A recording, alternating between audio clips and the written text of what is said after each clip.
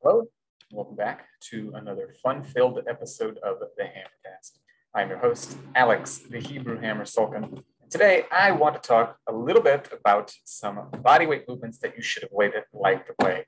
As I like to say, skip over them like Santa skips over naughty kids' houses. Now, I should mention that there are obviously going to be a couple of bodyweight exercises that I think really everybody should be doing. And they're not the traditional kind, but if you get my 9-minute kettlebell and bodyweight challenge, they are contained therein. The cool thing about them is that they are based on the human gait pattern, which is your walking pattern.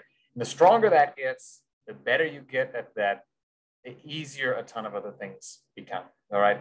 I could give you testimonials all the live long day, but I think you should check it out for yourself. It's free.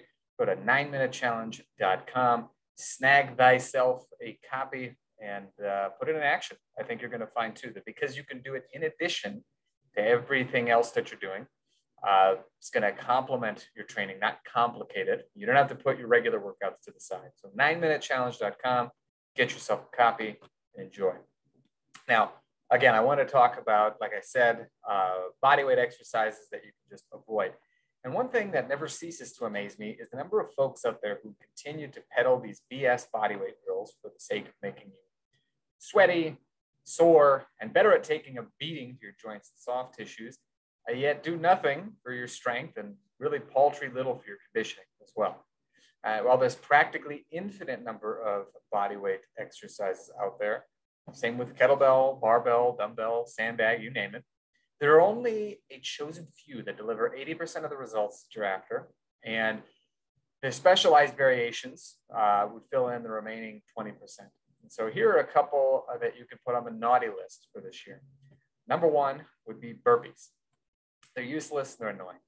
Now, if you do them for low reps like they were intended, they can be valuable as a power endurance drill.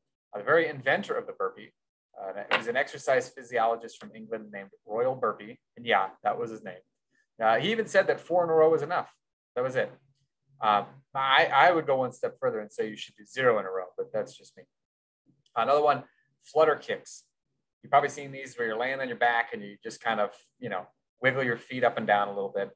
These are great for making your midsection and possibly your low back feel sore without actually giving you any enhanced skills, like the ability to brace your midsection harder for heavier squats, presses, pull-ups, etc.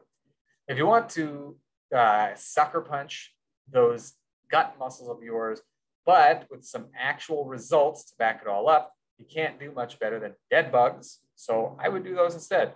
Got a bigger range of motion. It's going to have a nicer carryover into your core strength, your coordination. So yeah, highly recommend. Jumping jacks, another one that I don't like. And this is tough for me to include because these were, if I recall correctly, these were kind of pioneered by Jack LaLanne, who's a legend, a big hero of mine, but these aren't very good. And one of the reasons why they're not very good is because the best way to tie your body together to function better is through the gait pattern. It's something I mentioned a little bit earlier. So that would be like opposite arm and leg moving forward or backward at the same time. Jumping jacks are the literal opposite. You're flinging your limbs out to the side and sort of quote unquote untying you. I would recommend for some conditioning, something that you can do to actually put a little bit more skill into your athletic endeavors or your fitness or whatever. I would just march.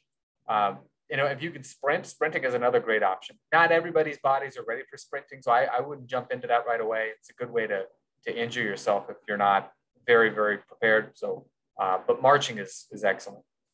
Mountain climbers, also just another silly movement. What other athletic move? Your arms stay stuck in position while your legs move willy-nilly, and you don't actually go anywhere.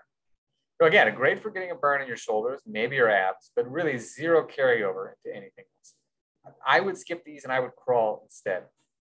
In fact, if you want to be really minimalist, you could simply ditch all the bodyweight conditioning moves that you do and replace them with crawling, dead bugs, marching, and then just go back in a month and test your numbers in all these movements. And I can almost guarantee you'll have improved in every single one of them. You might even have improved in your favorite kettlebell and barbell moves as well. Not only do these movements actually improve your strength and conditioning, but they improve your movement, your coordination, and physical toughness as well.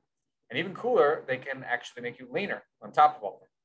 Now, I've had students do these and other movements for a few weeks and come back to rave about how they improve their squats, swings, kettlebell jerks, or Turkish get up, kettlebell snatch, pull-ups, push-ups, you name it.